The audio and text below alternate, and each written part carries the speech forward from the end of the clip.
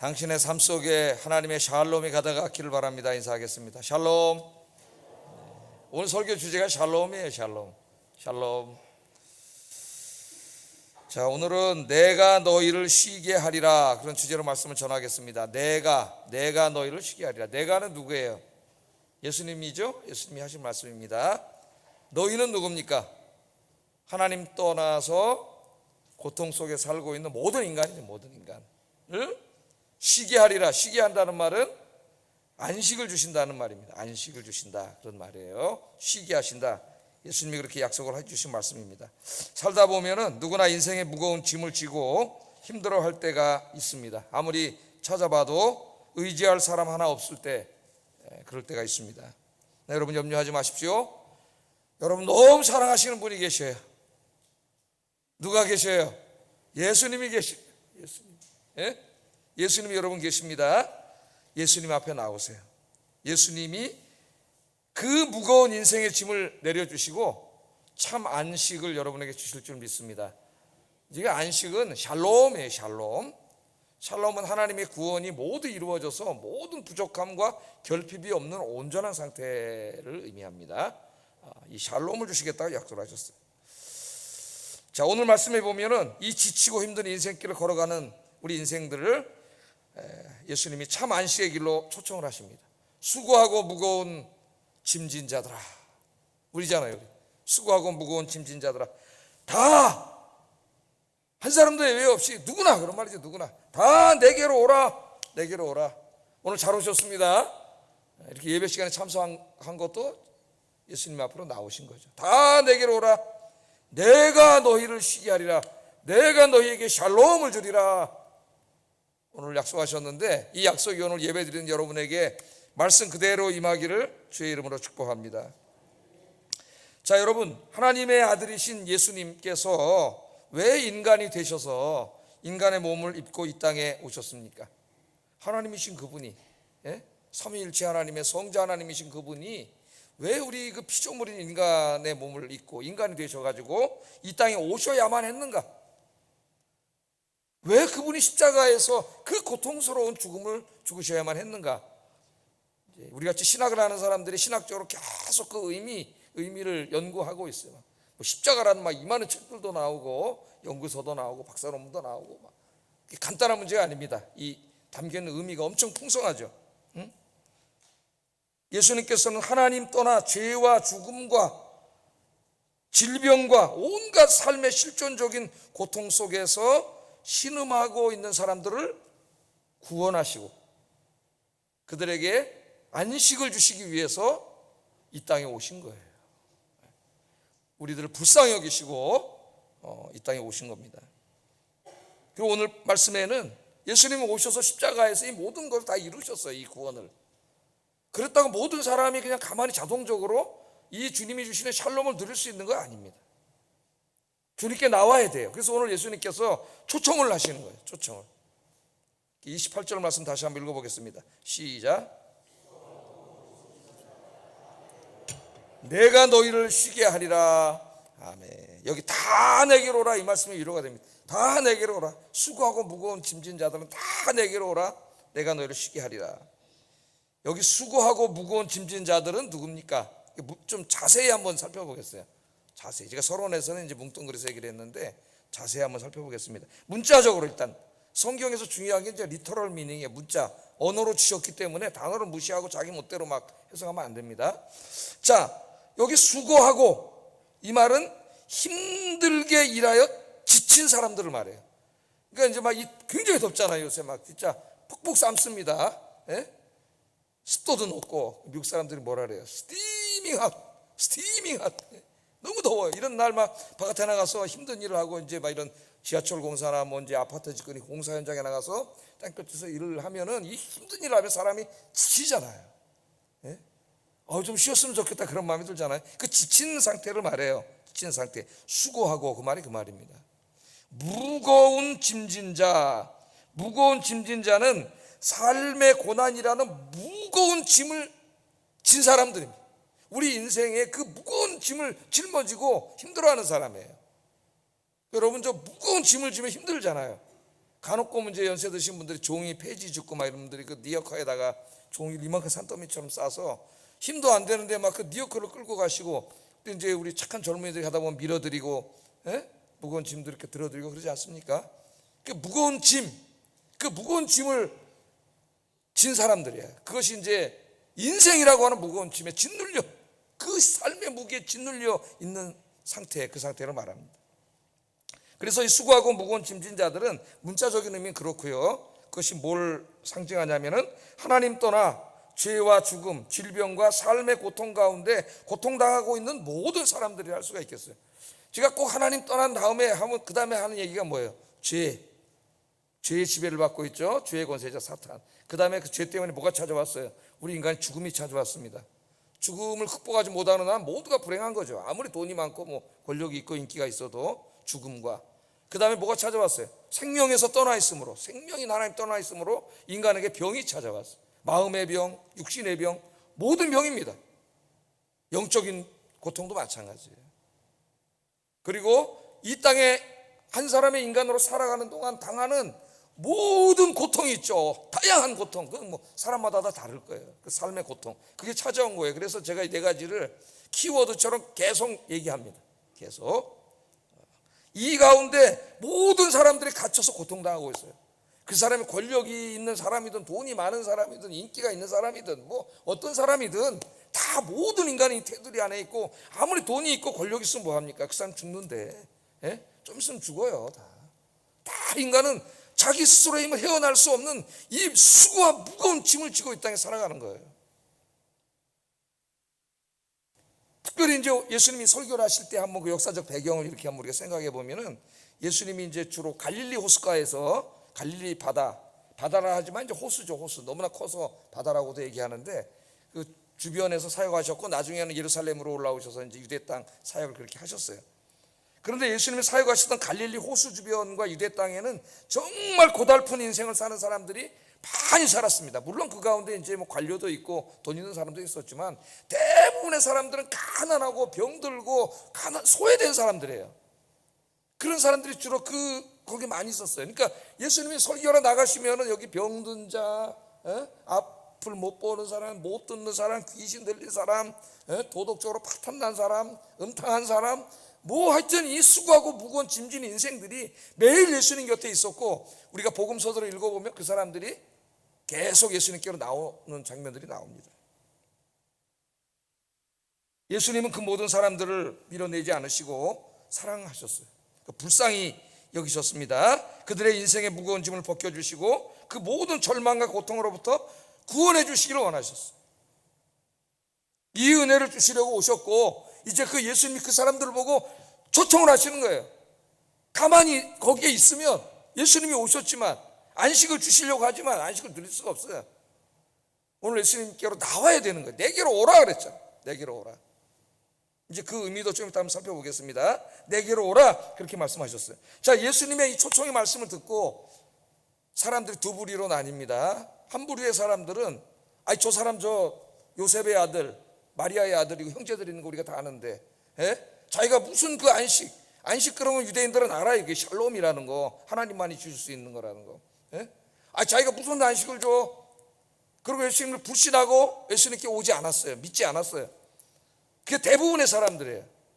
그러나 또 한 부류의 사람들이 있습니다. 그 사람들은 예수님의 이 설교의 말씀, 초청의 말씀을 듣고 저분이 정말 샬롬을 주실 수 있는 하나님의 아들이시구나, 구원자구나, 그걸 믿고 예수님께로 나온 사람들이 있죠.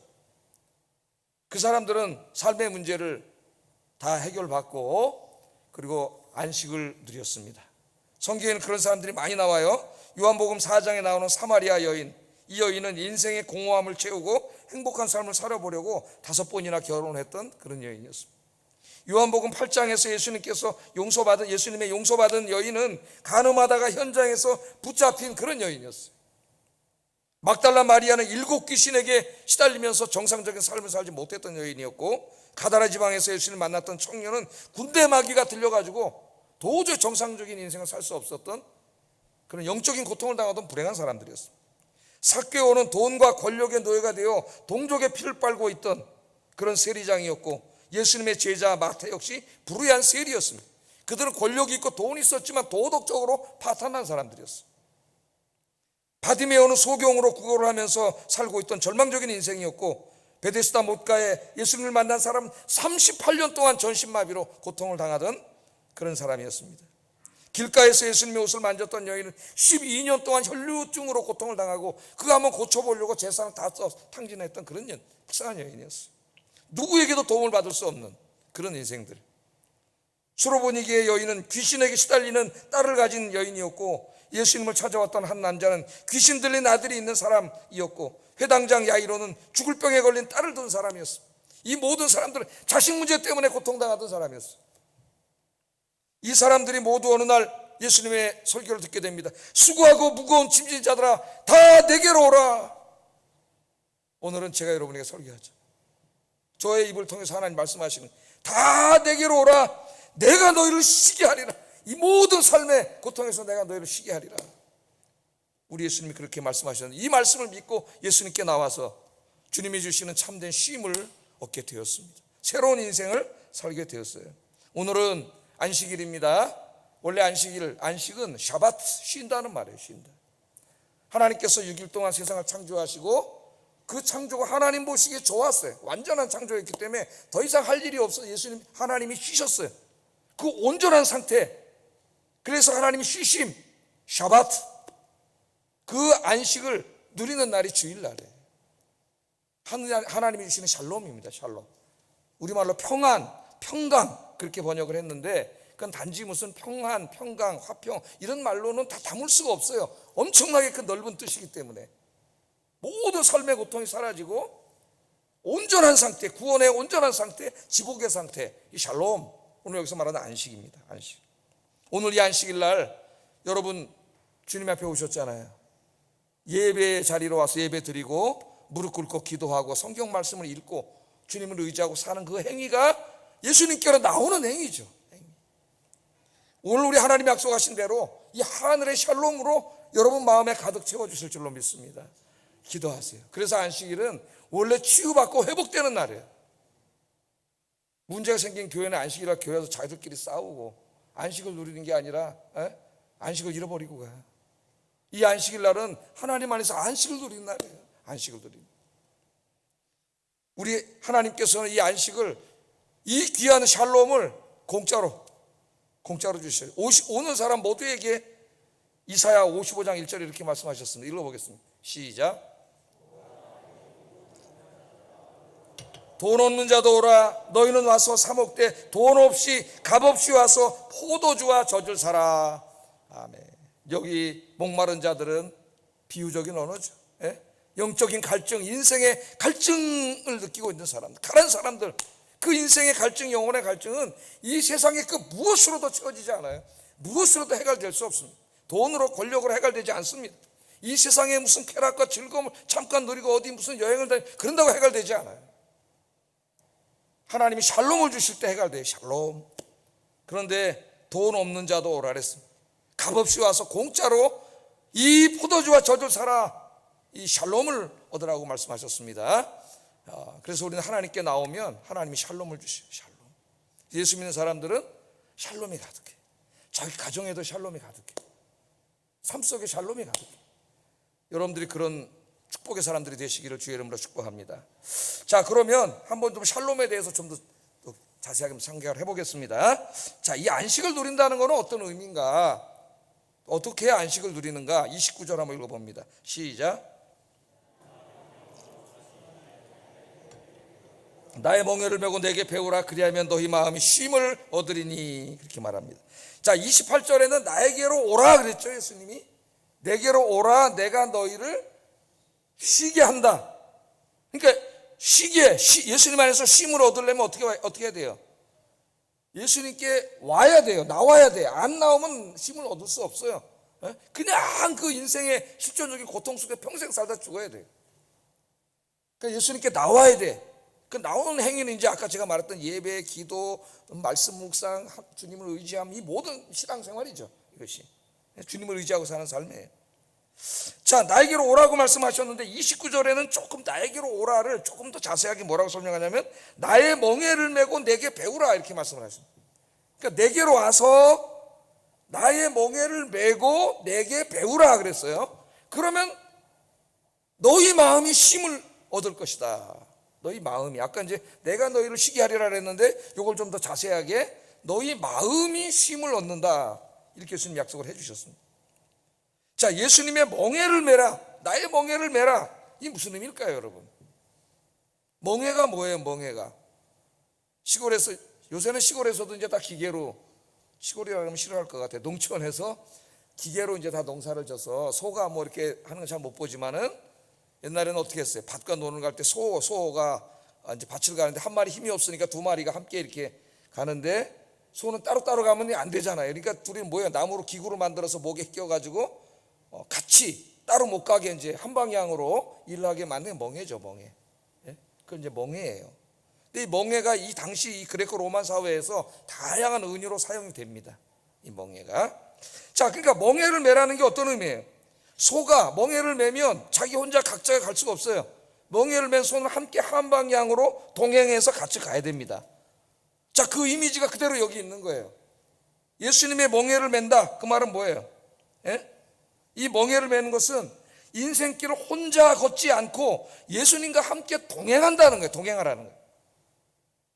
예수님께 오기 전에는, 예수님 믿기 전에는 내 마음대로 내 혼자 막 살면서 이 삶의 고통으로부터 한번 벗어나 보려고, 안식을 누려보려고 막 돈도 벌어보고 세상도 즐겨보고 별거 다 해봤지만 그 끝은 뭐예요? 허무하다는 거예요. 솔로몬이 깨달았듯이. 거기 아무것도 없어요. 그리고 이제 늙으면 제일 불쌍한 사람이 되는 거야.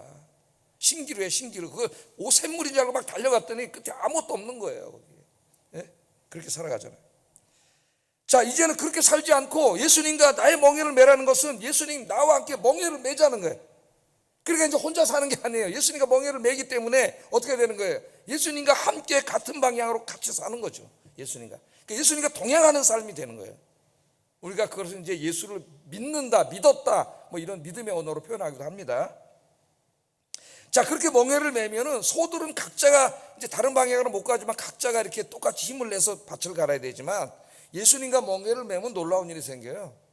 이제는 내가 짊어졌던 그 아까 그 삶의 수고와 무거운 짐들을 내가 짊어지는 게 아니라 예수님과 멍에는 순간 예수님이 대신 짊어주셔요. 할렐루야. 소는 멍에를 메도 똑같이 둘이 수고해야 되지만 예수님과 멍에를 메면 이게 전혀 달라지는 거예요.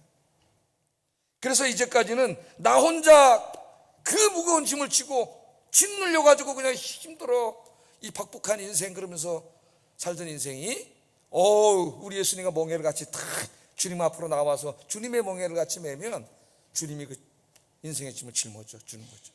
그게 짐을 덜어주는 거예요. 짐을. 여러분, 누가 무거운 짐을 지고 혼자 가는데 누가 그거 들어주면은 얼마나 고마워요. 예? 그 짐을 덜어주는 거예요. 자, 그러면 멍에는 뭐냐? 이거 멍에. 예? 멍에는 뭐냐? 그 당시에 이제 그 그레코 로만서 다양한 은유로 쓰였다 그랬죠. 유대인들에게 있어서 멍에는 율법입니다. 율법. 그래서 율법 학자들, 특별히 그 이제 바리새인들이 뭐라 그랬냐면은 자기들에게 와서 율법이라는 멍에를 메고 자기들이 가르치는 율법을 열심히 배워라. 그래서 그 배운 대로 실천해라. 그러면 샬롬이 온다. 이렇게 가르쳤어요. 샬롬. 그러나 우리가 공감복음에서 보듯이 샬롬이 있습니까? 유대교에? 샬롬이 없어요. 로마인들에게 멍에는 로마 황제입니다. 그들은 뭐라 그랬느냐? 로마 황제와 멍에를 메고 함께하면, 그 말에 충성을 다하면, 그 말이죠. 로마에 충성을 다하면 로마가 여러분에게 안식을 주겠다, 안식을 준다, 그렇게 선전했습니다. 그게 그 유명한 팍스 로마나, 로마가 평화를 준다 그 말 아니에요? 팍스 로마나. 하나님의 말씀을 흉내낸 거예요. 거짓 복음. 어떤 사람들에게는 멍에는 돈이고 권력이고 쾌락입니다. 이들은 돈과 권력과 세상의 쾌락을 얻으면 안식을 누릴 수 있다, 그렇게 떠들었어요. 이 이야기는 오늘날 21세기에 눈만 뜨면 우리가 듣게 되는 소리입니다. 돈 많이 벌어 행복합니다. 저 큰 집에 살아 행복합니다. 저 엄청난 핸드백 그냥 명품을 들어야 행복합니다. 물론 들으면 좀 행복은 할 거예요. 잠깐 동안. 안식을 주진 않겠죠. 이런 소리가 계속 여러분 텔레비전 광고, 인터넷 통해서 들려오잖아요. 여러분, 거짓말. 복음이 아니라 거짓 복음이에요. 거짓 복음, 거짓말이에요. 여기 예수님의 멍에는 십자가입니다. 십자가. 십자가의 사랑이에요. 십자가의 멍에를 함께 맨다는 것은 그러므로 십자가의 사랑을 받아들이는 거예요. 십자가, 예수님 왜 죽으셨어요? 저와 여러분들의 죄를 대신 짊어지시고 우리가 받아야 될 모든 고통을 대신 받으시고 죽으셨을 뿐만 아니라, 좀 이따 읽어보겠지만 우리 삶의 모든 이 고통으로부터 우리를 구원해 주시기 위해서 십자가를 지신 거예요. 십자가를. 그 십자가의 사랑입니다. 그 십자가의 사랑을 받아들이는 거예요. 그 십자가의 사랑에 품에 안기는 거예요. 내가 이걸 더 문학적으로 어떻게 잘 표현할 수 있을까 했는데 나오지가 않아가지고 머리를 주워 박았습니다. 이게 표현력이 좋구나, 표현력이. 예? 내가 작가적인 상상력이 있다면 더 어떻게 좀 가슴에 확 와닿게. 그러니까 예수님을 믿고 나의 삶을 다 그 사랑의 품 안에 안겨서 의지하고 맡기는 거죠. 전적으로 주님과 동행하는 거예요. 멍에를 맬 뿐만 아니라 내게 배우라고 또 말씀을 하셨습니다. 바리새인들은 율법을 나서 내가 가르치는 대로 배워서 실천하라 그랬죠. 여기 배운다는 말은 그렇게 무슨 학문을 통해서, 공부를 통해서 배우라는 말이 아닙니다. 예수님과 동행하면서 주님과 함께 인생을 살아가면서 매일매일 그 사랑을 조금씩 체험하면서 그 사랑의 넓이와 깊이를 깨달아 알아라, 그 말이에요. 알아라. 여러분, 주님께 내 인생을 맡기고 주님께 늘 의지하고 기도하면서 말씀 읽으면서 예배드리면서 찬송 부르면서 그렇게 살다가면은 그 주님과 동행하는 순간 주님이 나를 얼마나 사랑하시는지 그 십자가 사랑의 그 엄청난 넓이와 깊이를 점점 깨닫게 돼요. 그러면 어떻게 된다고? 내 마음에 안식이 찾아온다는 힘을 얻으리니. 나를 향하신 주님의 엄청난 사랑을 깨달을 때, 내 인생에 벌어지고 있는 모든 일들이 하나님의 사랑이라는 걸 깨닫게 될 때에, 그때 내 마음이 평안해지고 샬롬이 임하는, 샬롬이. 그래서 사도 바울이 에베소 교인들을 위해서 기도할 때 이 기도를 했어요. 이 기도. 여러분도 자신을 위해서 이렇게 기도하세요. 에베소 3장 18절 19절 보면, 능히 모든 성도와 함께 지식에 넘치는 그리스도의 사랑을 알고, 여러분 찾아보세요. 에베소 3장 18절 19절. 찾아서 직접 봐야 돼. 백문이 불여일견이라. 그리고 형광펜으로 색칠해 놓고 그 말씀을 붙잡고 기도하고 그러는 게 바로 주님께 나오는 거예요. 다 하나하나가. 같이 한번 읽어볼까요? 능히 모든 성도와 함께 지식에 넘치는 그리스도의 사랑을 알고 그 너비와 길이와 높이와 깊이가 어떠함을 깨달아 하나님의 모두 충만하신 것으로 너희에게 충만하게 하시기를 구하노라. 아멘. 우리가 어렸을 때는 부모님의 사랑을 잘 모릅니다. 그냥 부모님, 엄마 과자 사줘, 빵 사줘, 장난감 사줘, 인형 사줘, 뭐 다 해달라 그래. 엄마 아버지가 슈퍼맨인 줄 알아. 애들이 다 안 사주면 땡깡 부리고 그래. 그게 잘 몰라요. 그런데 이제 초등학교 가면 조금 이제 학교에서 배워가지고 어버이날 이제 꽃도 하나 사오고 어버이 사랑을 알다가, 또 중고등학교 가면 또 조금, 그때도 잘 몰라 사실은. 조금 알다 청년이 되면 조금 더 철이 들어가지고 또 엄마 아버지의 사랑을 조금 더 이렇게 그 넓이와 깊이를 알다가 이제 결혼을 하게 되면은, 그래서 자기도 자식을 낳고 애를 키우다 보면은 그 엄마 아버지의 사랑이 얼마나 크고 넓은지를 알게 되죠. 그 자식을 키우면서 힘들고 어려움을 겪을수록 엄마 아버지의 사랑이 더 이렇게 컸구나, 나를 향한 사랑, 그걸 더 깨닫게 되고, 정말 사랑은 나중에 돌아가신 다음에 깨닫게 되더라고요. 돌아가시기 전에 깨달아야 되는데 돌아가신 다음에 생각하게 되고, 저도 어머니 아버지 돌아가시기 전에 그 한평생 살아오신 그분들의 인생을 생각하면서 혼자 이렇게 운전하는 거 보다가 펑펑 울었어요. 혼자 진짜 펑펑. 그때 내가 우리 아버님 돌아가시기 전인데 진짜 아버지를 해서 울고 다 운 것 같아요. 운전하고 그 병원에 갔다 오다가 펑펑 울었는데, 오늘 여기 그 주님의 사랑도 우리가 맨 처음에 그냥 십자가 사랑으로 구원받을 때는 나를 위해 제사해 주셨구나, 구원해 주셨구나, 뭐 그 정도 사랑밖에 모르죠. 사랑의 넓이와 깊이는 몰라. 그런데 오늘 계속 주님과 이 동행하는 삶을 살다 보면은 그 사랑을 경험하고 체험하게 되고, 그러면서 나를 향하신 그 십자가의 사랑의 넓이와 깊이가 얼마나 위대한 사랑인지를 깨닫게 돼요. 그래서 신앙이 점점 깊어지고 성숙해지는 거예요. 우리 아영교 성도들이 다 그렇게 되기를 주의 이름으로 축복합니다. 그 십자가에서 예수님이 뭘 이루셨어요? 이사야 53장 5절 6절 한번 읽어보겠습니다. 시작.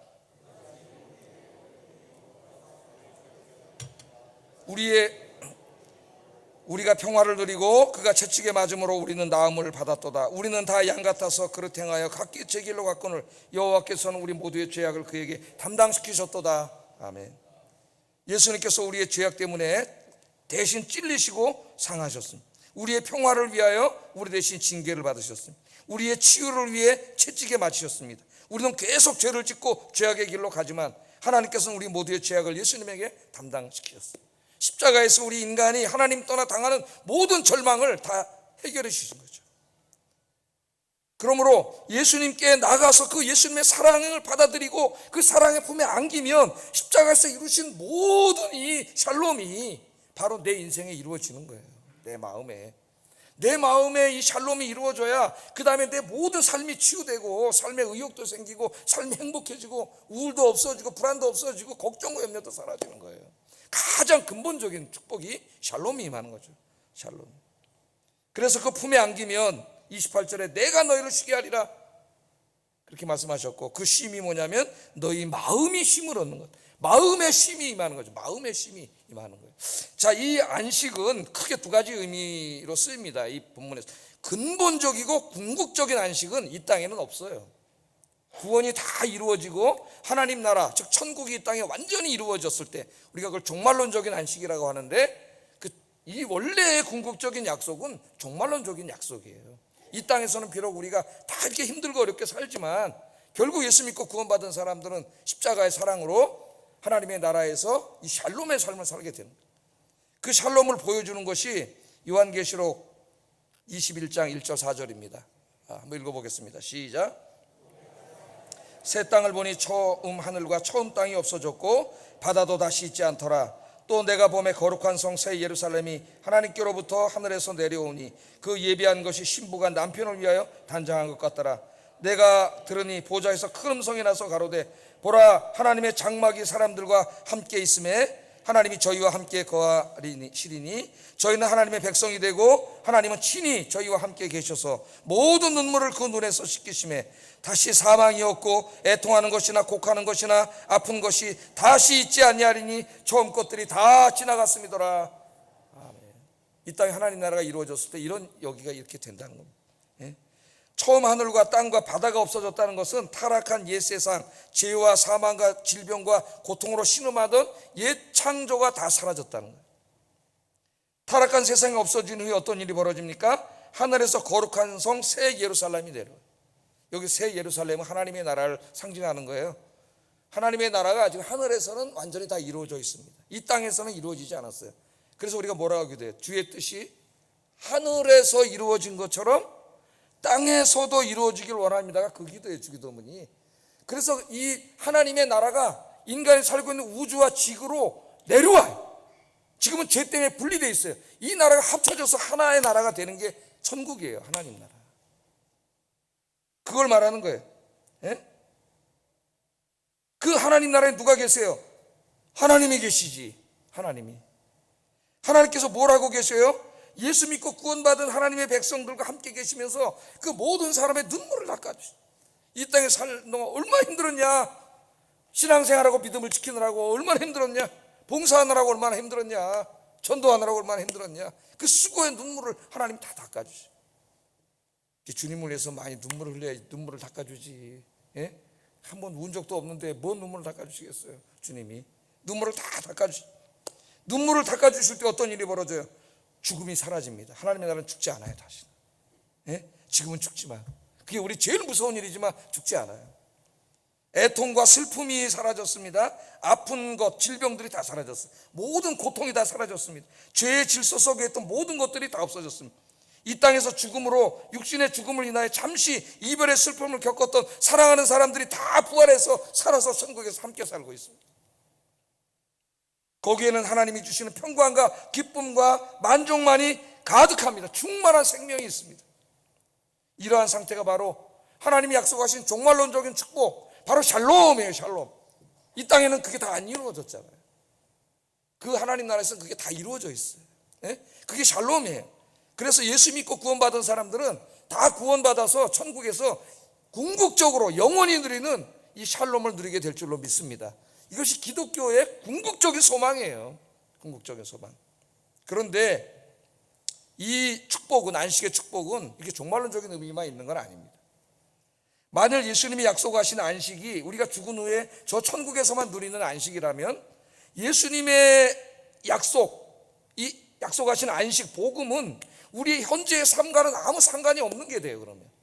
그럼 기독교의 소망이라는 건 다 그냥 죽어서 저 천국에 가는 거 외에는 없잖아요. 그럼 그런 의미가 아니에요. 내가 너희를 쉬게 하리라는 예수님의 약속은 궁극적으로는 종말에 실현되지만, 완성되지만 지금 이 땅에 사는 동안도 여기에서 누릴 수 있는 축복입니다.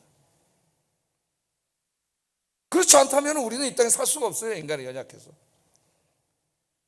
다시 말하면 예수님께서는 수고하고 무거운 짐진 자들아 다 내게로 오라고 하신 예수님의 초청을 받고 예수님께로 나온 사람들에게 지금 여기서 저 천국에서만 누릴 수 있는, 저 천국에서만 완성되어 있는 그 샬롬을 지금 여기서 이 죄악과 고통의 세상의 한가운데 살면서도 여기서 누리게 하신다는 거예요. 누리게. 주님께로 나온 사람들만 누리게 한다는 겁니다. 어떻게 누립니까? 성령을 통해서. 그래서 우리 예수님이 승천하시면서 보혜사 성령님을 약속하셨잖아요.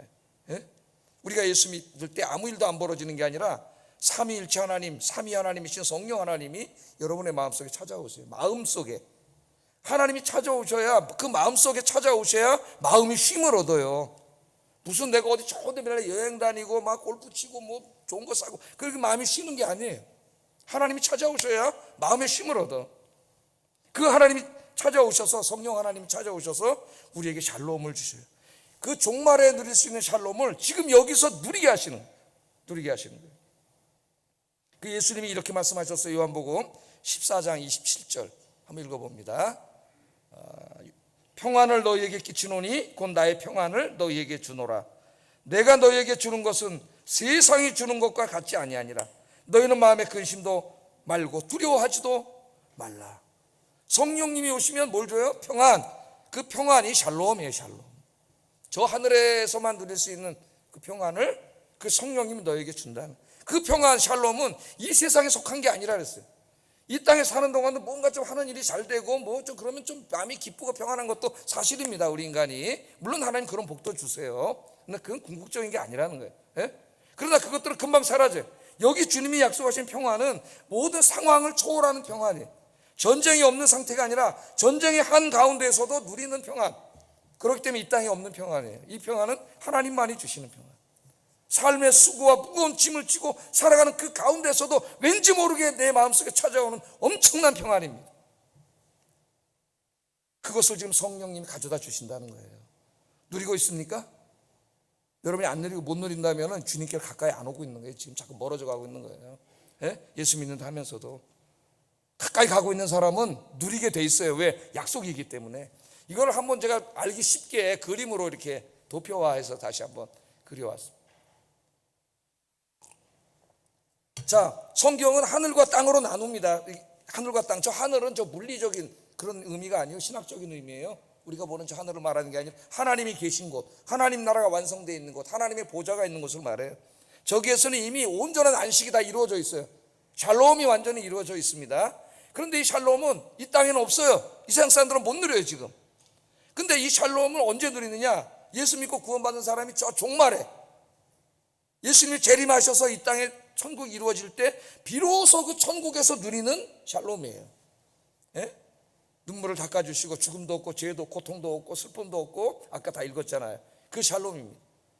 그런데 그 종말에만 이루어지는 게 아니라 그 샬롬, 그때 그 모든 것이 온전히 구원이 이루어졌을 때 느껴지는 그 샬롬을 지금 하늘에서 성령님을 보내주셔가지고 지금 이 죄악과 고통의 현장 속에 살고 있는 나에게 실존적으로 이 죄악과 고통을 뚫고 들어오셔가지고 나에게 샬롬을 주신다는 거예요. 샬롬. 이해가 되시죠? 그림이? 그 샬롬을 우리가 누리게 되는 거예요. 지금 오늘 주님이 약속하신 샬롬은 바로 그겁니다. 그럼 뭐 인생의 문제는 해결 안 해주시고 마음의 평안만 주십니까? 물론 그건 아니에요. 병도 고쳐주시고 뭐 경제적 문제도 해결해 주시고 기도도 응답해 주시고 다 해주시지만 그것들은 근본적인 게 아니에요. 그런 것들이 없어도, 힘든 가운데 있어도, 절망 가운데 있어도 그 가운데 찾아오는 하늘의 구원이에요. 하늘의 구원, 샬롬. 이 진짜 신앙인들 주님께 가까이 오면 이 샬롬을 약속하셨어요. 약속. 이 샬롬을 다 누리시는 여러분 되기를 주의 이름으로 축복합니다. 그러면 주님께 오세요. 내게로 오라. 내게 와서 나의 멍에를 메고 내게 배우라. 이게 전제되어 있어요. 주님께 나와서 나의 멍에를 메고 내게 배우라. 그것은 뭐라 그랬어요? 예수님 구주로 영접하고 나의 인생을 다 주님께 맡기고 주님과 함께 기도하면서 예배드리면서 주님 뜻에 순종하면서 봉사하고 섬기면서 전도하면서 내 인생을 다 의지하면서 주님과 그렇게 함께 살아가는 거야. 함께 살아가는 거. 그럼 진짜 샬롬이 옵니다. 샬롬. 그렇지 않다면 내가 아직 가짜로 신앙생활하고 있는 샬롬이 찾아와요. 샬롬. 마지막으로 설교를 마치면서 삶의 극심한 고난과 절망 속에서 하나님의 안식을 샬롬을 누리면서 회복하고 살다가 천국에 가신 한 분을 소개하고 말씀 마치겠습니다. 박완서라고 하는 분인데, 박완서 여러분 잘 아시는 분인데 우리나라의 대표적인 소설가요, 현대문학의 중요한 작가 중에 한 사람입니다. 2011년에 돌아가셨으니까 한 10년이 이미 지났는데 명예와 부를 다 가진 소설을 하고 작가의 길을 가려는 사람들이 다 부러워하는 그런 사람이죠. 그런데 이 박완서 선생은 누구보다도 고통스러운 삶을 살다가 갔습니다.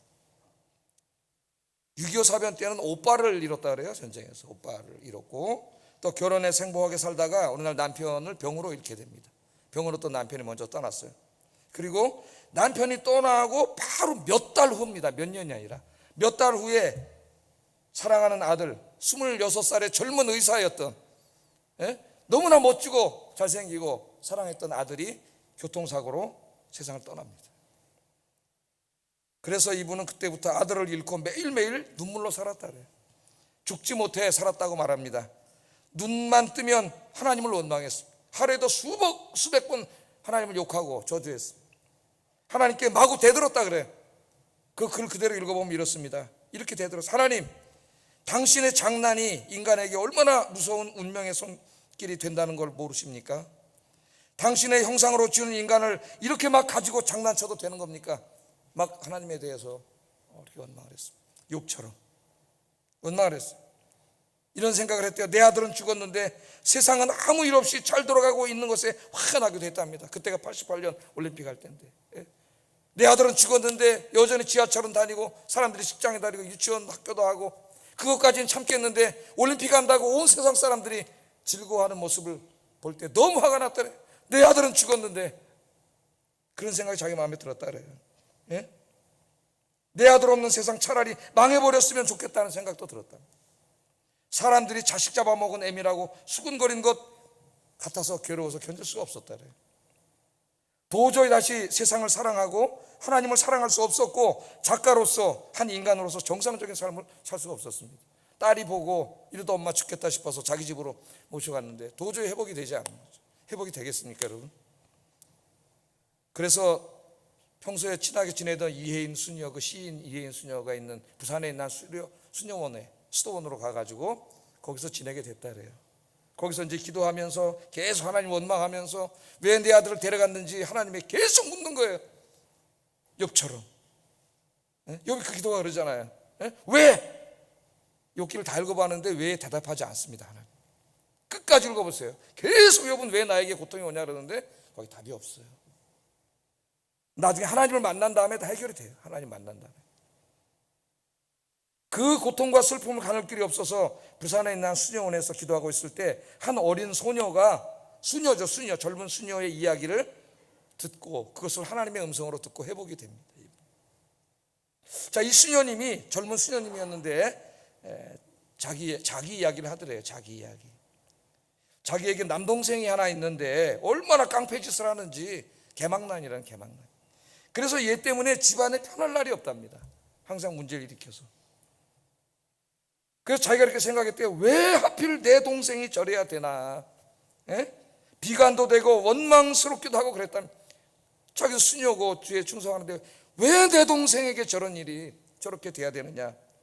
그런 생각을 하고 원망하다가 어느 날 문득 이런 생각이 들었대요. 문득 하나님이 이제 깨닫게 해주시는 건데, 세상에는 속 썩이는 젊은이가 얼마든지 많다. 내 동생이라고 그래서 안 되란 법이 어디 있나? 내가 뭔데 나에겐 그런 일이 벌어지면 안 되나? 그렇게 생각을 고쳐먹게 되더라는 거예요. 이렇게 생각을 고쳐먹고 그 사실을 받아들이니 한결 마음이 가벼워지고 동생과의 관계도 호전이 되더라고 이야기를 하더라는 거예요. 박아서 선생이 도저히 회복되지 않는 그 상태에서 이 수녀의 말을 들을 때 하나님이 딱 자기에게 말씀하시는 말씀으로 듣습니다. 이렇게 말을 하고 있어요. 왜 내 동생이 저래야 되나와 내 동생이라고 저러면 안 되나는 간발의 차이지만 사고의 대전환이 아닌가. 내가 만약 왜 내 아들을 데려갔을까라는 집요한 질문과 원한을 내 아들이라고 해서 데려가지 말라는 법이 어디 있나로 고쳐먹을 수 있다면, 아마 그럴 수 있다면 구원의 실마리가 거기 있을 것 같았다, 그렇게 쓰고 있어요. 내가 뭔데 내 아들이라고 데려가면 안 되나. 이 하나님의 음성을 듣고 여기서부터 이제 회복이 시작되기 시작합니다. 모든 생각을 바꾸게 되고 기도하면서 이제 하나님의 은혜를 깨닫게 되고, 그 은혜를 깨달으면서 안식을 누리는 거죠. 마음의 평안을. 자기를 회개하게 돼요. 자기는 이제까지 살아오면서 그 누구에게도, 자기 아닌 누구에게도 관심과 사랑을 가져본 적이 없대요. 그렇다고 남에게 해를 끼친 적도 없고 남을 불편하게 한 일도 없고, 그런 사람 있잖아요. 지식인들, 남에게 관심도 갖지 않고 남에게 해를 끼치지도 않고. 여기 조기 어느 동네에 좋은 아파트 가서 지식인들, 인텔리들이 사는 아파트 가면은 그렇게 산답니다. 제 아는 교수님이 저한테 그렇게 얘기하더라고요. 근데 자기는 너무 좋대요. 그 아파트 딱 그런 사람들이 사는 곳으로 이사가 사니까 뭐 누구에게 해 끼치는 사람도 없고 뭐 이상한 짓 하는 사람도 없고, 그러나 또 누구를 사랑하고 관심 갖는 것도 없대. 그냥 각자가 다 자기 삶을 사는 거죠. 그래서 자기는 그게 좋다 그래. 이런 동네에서 맨날 싸우고 살다 그랬는지 그런 얘기를 해요. 자, 그렇게 산 거예요. 의식적으로 내가 실수로 누구에게 뭐 잘못한 건 있는지 몰라도 누구를 의도적으로 괴롭히려고 한 적도 없고, 그러나 누구를 이게 관심을 가진 적도 없고 도와준 적도 없어요. 그냥 바르게 산 거예요. 자기가 그게 자기가 의롭다고 생각을 하고 산 거예요. 근데 이제 이 기도를 하면서 크게 하나님 깨닫게 하시는데, 바로 그거, 그 사실, 그러한 삶, 자기 외에 다른 사람에게 관심을 갖지 않고 자기만을 위해서 사는 바로 그 삶, 누구에게 큰 잘못을 하지 않았더라도 그게 엄청난 죄라는 것을 하나님 깨닫게 해줬다는. 우리 그리스도는 그렇게 살면 안 되는데, 엄청난 죄라는 걸 깨닫고 회개라는 내용도 있어요. 그래서 이 사람이, 이분이 이제 책을 한 권 쓰게 됩니다. 자기 아들을 잃고 쓴 책이에요. 한 말씀만 하옵소서. 한 말씀만 하옵소서. 하나님에게 한 말이, 왜 내 아들을 데려갔는지 한 말씀만 하옵소서, 그 책입니다. 근데 이 책이 이 고난을 당하고 있는 수많은 사람들에게 큰 위로가 되고 있고, 이거보다 더 위로가 되는 책이 어디 있겠어요, 여러분. 목사님들이 읽고 설교하셔가지고 많은 성도님들에게도 위로가 되고 있어요. 여기에 이분이 나중에 그 하나님의 안식을 누리면서 이렇게 쓴 걸 제가 그대로 한번 읽어드릴게요. 하나님, 한 말씀만 하옵소서. 그러나 하나님은 1년이 지난 지금까지 그 질문에 대한 대답이 없으시다. 그러나 그 고통의 순간을 지나올 때 내가 그렇게 원망할 하나님이 계셨다는 것이 얼마나 고마운지 모른다. 나의 원망을 받아줄 하나님이 안 계셨다면 오늘의 나는 존재할 수 없었을 것이다.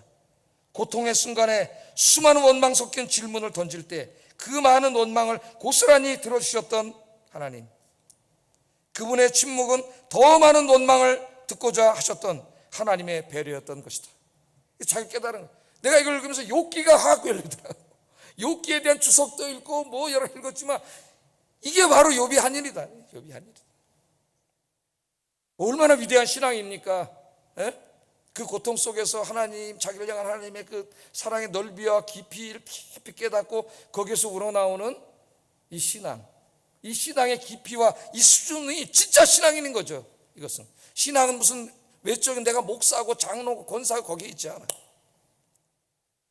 바로 이런 신앙을 갖는 게 중요한 거죠. 하나님 앞에. 그리스도인들도 이 땅에 사는 동안 인간의 타락으로 인해 발생한 죄와 죽음과 질병과 삶의 고통으로부터 완전히 자유로울 수 없습니다. 그러나 예수님 앞에 나오면 예수님께서는 슬픔과 고통으로 쉬지 못하고 번민하는 우리 마음에 하늘의 안식을 주십니다. 인생의 모든 수고와 무거운 짐을 내려놓고 쉴 수 있게 해주십니다. 그래서 지금 그 돌아가시기 전에 글에 보면 그렇게 나와요.